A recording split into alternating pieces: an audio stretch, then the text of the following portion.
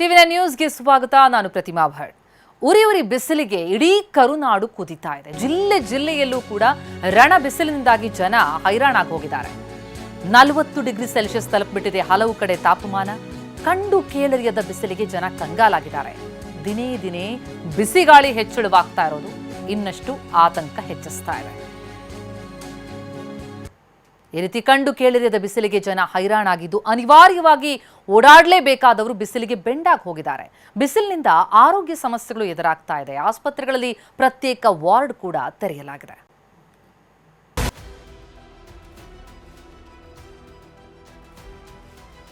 ಬಿಸಿಲೂರು ಎಂದೇ ಖ್ಯಾತಿಯಾದ ಕಲಬುರಗಿಯಲ್ಲಿ ಕಳೆದೊಂದು ವಾರದಿಂದ ತಾಪಮಾನ ದಿನದಿಂದ ದಿನಕ್ಕೆ ಹೆಚ್ಚಾಗ್ತಾನೆ ಇದೆ. ಬೆಂಗಳೂರು ಬೆಂದು ಹೋಗ್ತಿದೆ, ಕೋಲಾರ ಕುದಿಯುತ್ತಿದೆ, ಬೆಳಗಾವಿ ಬಾಗಲಕೋಟೆ ಬಿಸಿ ಆಗ್ತಿದೆ. ಬೀದರ್ನಿಂದ ಚಾಮರಾಜನಗರದವರೆಗೆ, ಮಂಗಳೂರಿನಿಂದ ಬಳ್ಳಾರಿವರೆಗೆ ದಿಕ್ಕು ದಿಕ್ಕಿನಲ್ಲೂ ರಣಬಿಸಿಲು ಜನರನ್ನ ಹೈರಾಣಾಗಿಸಿದೆ. ಕಂಡು ಕೇಳರಿಯದ ಬಿಸಿಲಿಗೆ ಜನ ಬೆಚ್ಚಿ ಬಿದ್ದಿದ್ದಾರೆ.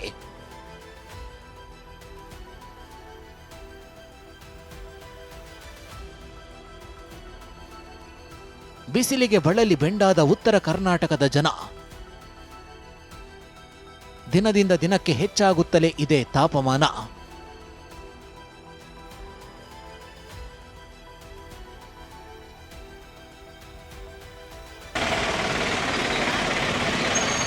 ಉರಿ ಬಿಸಿಲು ತಡೆಯೋಕೆ ಆಗ್ತಿಲ್ಲ, ಮನೆಯೊಳಗೆ ಇರೋಕ್ಕೂ ಆಗ್ತಿಲ್ಲ. ಹೊರಗೆ ಹೋಗೋಣ ಅಂದ್ರೆ ಬಿಸಿಲು ನೆತ್ತಿ ಸುಡುತ್ತಿದೆ. ಟ್ರಾಫಿಕ್ನಲ್ಲಿ ಒಂದು ಕ್ಷಣ ನಿಂತ್ರೆ ಸಾಕು, ಬೈಕ್ ಸವಾರರು ಹೈರಾಣಾಗಿ ಬಿಡ್ತಿದ್ದಾರೆ. ಹೀಗಾಗಿ ಯಾದಗಿರಿಯ ಸುಭಾಷ್ ವೃತ್ತದ ಸಿಗ್ನಲ್ನಲ್ಲಿ ಗ್ರೀನ್ ನೆಟ್ ಅಳವಡಿಸಲಾಗಿದೆ.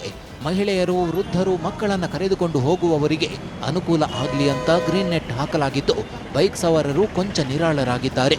ಅದರಲ್ಲೂ ಈ ಒಂದು ಬಿಸಿಲಿನಲ್ಲಿ ನಿಲ್ಲಿಸೋ ಸಾಕಷ್ಟು ಸಮಸ್ಯೆ ಕೂಡ ಈಗ ಉಂಟಾಗಿರುವಂಥದ್ದು. ಸದ್ಯ ಈ ಒಂದು ಬಿಸಿಲಿನಿಂದ ವಾಹನ ಸವಾರರಿಗೆ ರಕ್ಷಣೆ ಕೊಡುವಂಥ ಉದ್ದೇಶಕ್ಕಾಗಿ ಯಾದಗಿರಿ ನಗರಸಭೆಯಿಂದ ಸಿಗ್ನಲ್ಗಳಲ್ಲಿ ಹಸಿರು ಪರದೆಯ ಅಂದರೆ ನೆರಳು ಪರದೆಯ ಒಂದು ವ್ಯವಸ್ಥೆಯನ್ನು ಮಾಡಲಾಗಿದೆ, ಗ್ರೀನ್ ನೆಟ್ನ ವ್ಯವಸ್ಥೆಯನ್ನು ಮಾಡಲಾಗಿದೆ. ಈ ಒಂದು ಸುಭಾಷ್ ವೃತ್ತದಲ್ಲಿರುವಂಥ ಪ್ರಮುಖವಾದ ಸಿಗ್ನಲಲ್ಲಿ 2 ಕಡೆ ನೆರಳು ಪರದೆ ಮಾಡಿದ್ದಾರೆ. ಇದರಿಂದ ಸಾಕಷ್ಟು ಅನುಕೂಲ ಕೂಡ ಈಗ ಆಗಿರುವಂಥದ್ದು. ಸದ್ಯ ನನ್ನ ಜೊತೆ ಮಾತನಾಡೋಕ್ಕೆ ಏನೋ ಬೈಕ್ ಸವಾರ ಇದ್ದಾರೆ, ಅವ್ರ ಜೊತೆ ಮಾತಾಡ್ತೀನಿ. ಯಾದಗಿರಿ, ರಾಯಚೂರು, ಗುಲ್ಬರ್ಗ ಇವು ಪ್ರಮುಖವಾಗಿ ಬಿಸಿಲಿನ ನಗರಿ ಅಂತ ಪ್ರಖ್ಯಾತಿ ಪಡೆದವ.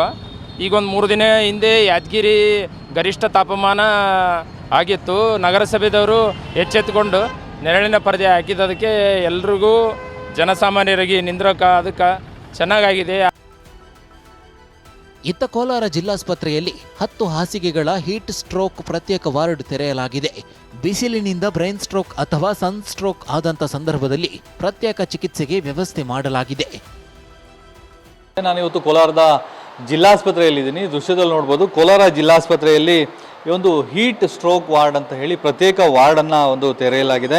ಅಂದರೆ ದಿನದಿಂದ ದಿನಕ್ಕೆ ಬಿಸಿಲಿನ ತಾಪಮಾನ ಏನು ಏರಿಕೆ ಆಗ್ತಾ ಇದೆ, ಇದರಿಂದ ಆಗುವಂಥ ಬ್ರೈನ್ ಸ್ಟ್ರೋಕ್ ಇರ್ಬೋದು ಅಥವಾ ಬೇರೆ ಸಮಸ್ಯೆಗಳೇನಾಗ್ತವೆ, ಆರೋಗ್ಯ ಸಮಸ್ಯೆಗಳು, ಇದನ್ನು ಆದಂಥ ಸಂದರ್ಭದಲ್ಲಿ ಅವ್ರನ್ನ ಪ್ರತ್ಯೇಕವಾಗಿರಿಸಿ ಅವ್ರಿಗೆ ಬೇಕಾದಂಥ ಚಿಕಿತ್ಸೆಯನ್ನು ಕೊಡಲಿಕ್ಕೆ ಅಂತ ಹೇಳಿ ಕೋಲಾರ ಜಿಲ್ಲಾಸ್ಪತ್ರೆಯಲ್ಲೂ ಕೂಡ ಒಂದು ಪ್ರತ್ಯೇಕವಾದಂಥ ವಾರ್ಡನ್ನು ಈಗಾಗಲೇ ತೆರೆಯಲಾಗಿದೆ.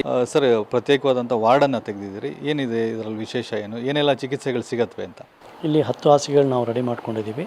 ಇಲ್ಲಿ ಆಕ್ಸಿಜನಿಂದ ಹಿಡಿದು IV ಫ್ಲೂಯಿಡ್ಸಿಂದ ಹಿಡಿದು ಮತ್ತು ಅದಕ್ಕೆ ಚಿಕಿತ್ಸೆಗೆ ಬೇಕಾದಂಥ ಎಲ್ಲ ಔಷಧಿಗಳನ್ನು ನಾವು ಲಭ್ಯತೆ ಮಾಡಿಕೊಂಡು ರೆಡಿ ಮಾಡ್ಕೊಂಡಿದ್ದೀವಿ.